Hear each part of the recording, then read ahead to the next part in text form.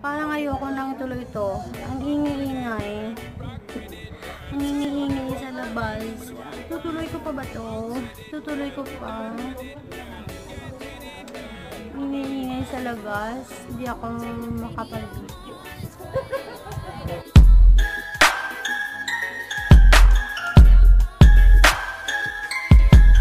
Hey there beauties! It's me again, Russell, and for today's video, i-share ko sa inyo yung mga nalalaman ko tungkol sa Avon. Kung paano ba mag-apply sa Avon at kung paano kumita ng pera sa Avon.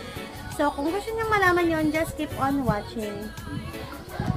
So, dun nga, bago ko simulan tong video na to, bago ko talaga simulan, napaisip ako kung itutuloy ko pa ba yung video na to. Kasi hindi ko magawa-gawa kasi ang ingay-ingay ng background ko. Kasi nahihiya naman ako sa inyo na panoorin itong video na to. Ang ingay-ingay ng background. So, yun. Pero, tinuloy ko pa rin kasi gusto ko, ay yung purpose kasi ng paggawa ko ng video na to, gusto ko talagang i-share sa inyo yung mga nalalaman ko sa pag-apply at kung paano kumita sa Avon. So, yun lang yun. So, take care of this na lang po kung sa pagpanood ng video na to. So, sorry po talaga sa mga ingay sa background ko. Sorry po talaga. So, hindi ko naman po mapapatahimik ng mga tao kung iingay sila, no? So, sorry po talaga. Sorry po talaga. So, yun po. So, back to the video. Go back to the video. So, yun nga, tuturuan ko kayo kung paano kumita at kung paano mag-apply sa Avon. So, yun. So, hindi naman, diba, bago sa inyo na ako ay member niyo ng Avon at ako po ay sales leader ng Avon. Ako po ay nagpapa-order or in short, nagpapautang ng mga products ng Avon. So, yun. So, tuturuan ko kayo ng aking mga nalalaman.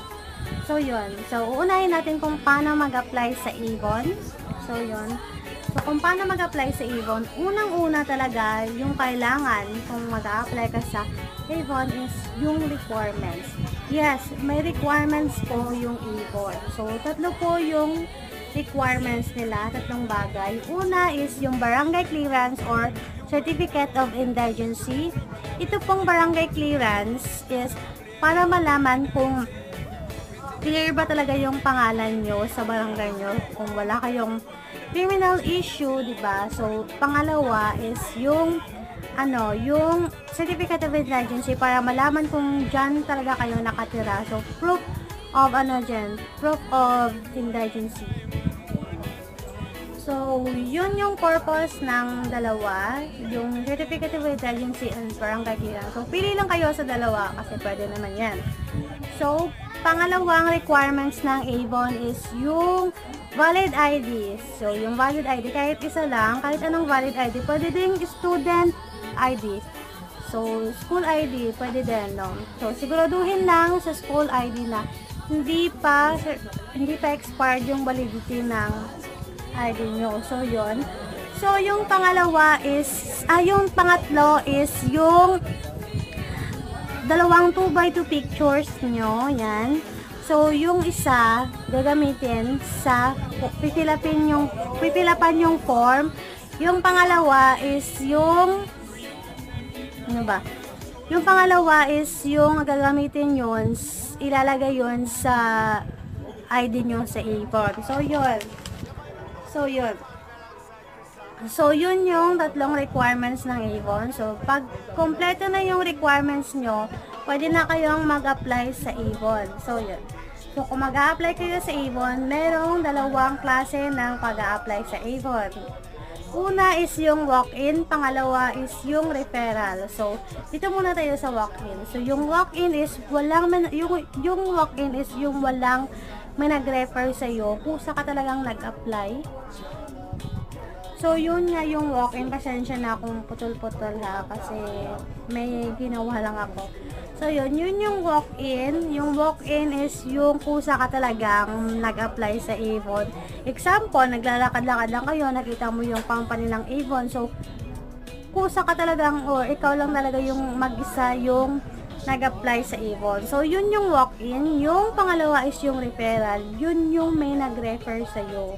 So, ito kasi, may mga tao talaga yung Avon. May mga tao talaga sila na nagre-recruit talaga. Example, sa mga mall yan. Yun yung mga target nila. So, yun. So, may mga tao talaga yung mga nagre-recruit, no? Para mag-apply ka. So, pwede din yung mga, kung may nagpapa-Avon dyan sa inyo, so, i-approach mo sila kung pwede bang i-refer ka nila sa Avon. So, yun.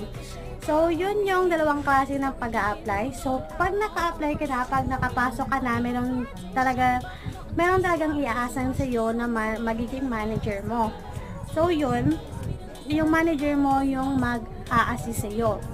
So, papifill upan ka niya ng form.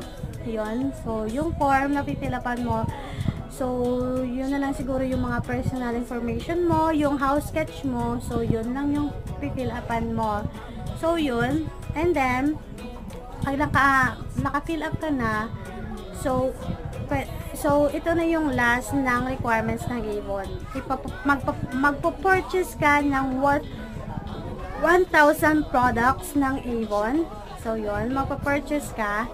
So, yun. Ipo-purchase mo yun. So, pipiliin mo kung, ito suggestion ko lang magsusurvey ka muna sa inyo.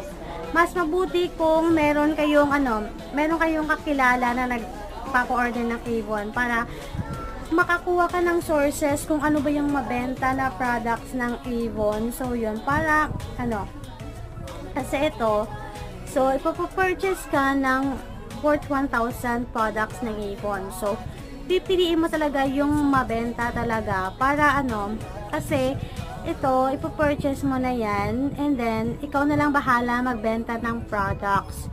Ikaw talaga yung bahala magbenta ng products. Basta siguraduhin mo, pag due date mo, so alam niyo naman siguro kung ano yung due date, diba? So, pag due date mo na, kailangan mabayadan mo na yung 1,000 worth of products na yon. So, yun. Yun yung, requirements nila. So, yun. And then, yun yung suggestion ko. Yung pipiliin mo talaga na mga product is siguraduhin mong mabibenta mo lahat. Kasi, pag hindi mo mabenta talaga, after na, pag-abot na ng due date mo na hindi mo na mabenta, yung mga hindi mo na nabenta siguro, aabunungan mo na lang muna yung mga hindi mo na ibenta, aabunuhan mo na lang yung mga mga price nila. So, yun. So, pwede mo na rin so, pag naabunuhan mo na, so, kung may may kukuha sa inyo na ganyang order din na meron kayo, so, pwede nyo rin ibenta. So, sa inyo na rin mababalik yun. So, yun. So, yun.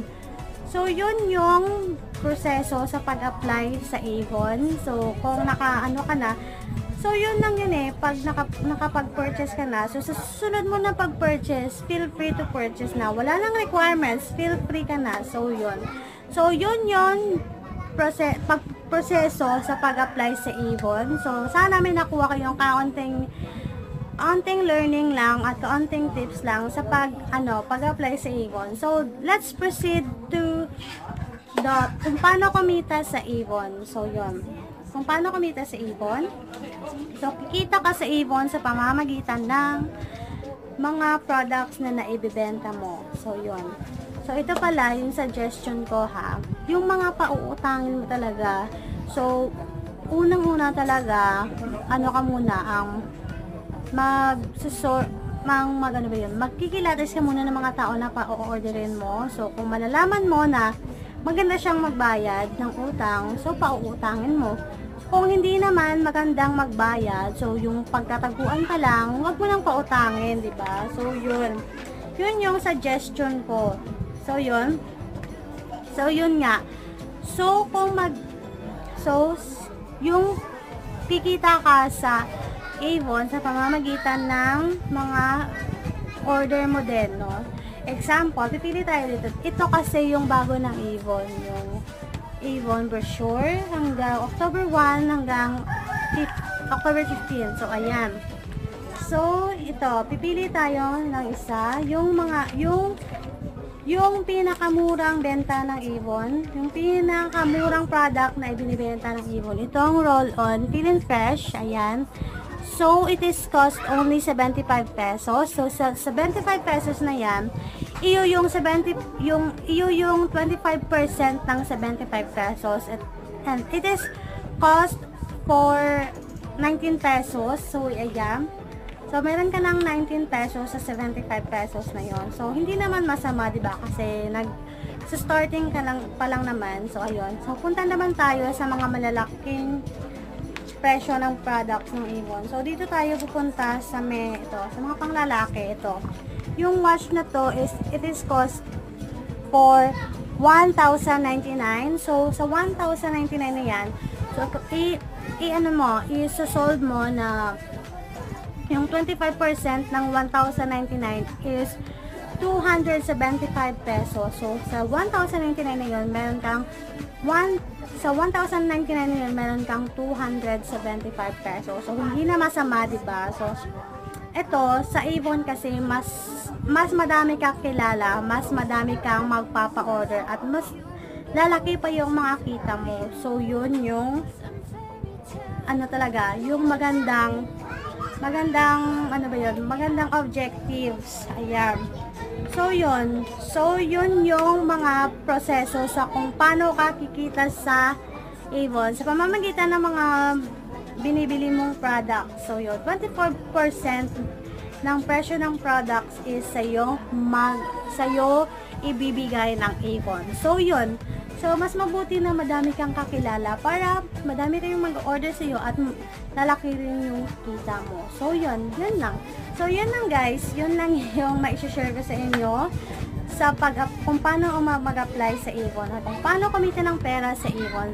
Sana meron kayong malakuhang kahit konti lang na tips or konti lang na natutunan sa mga sinasabi ko.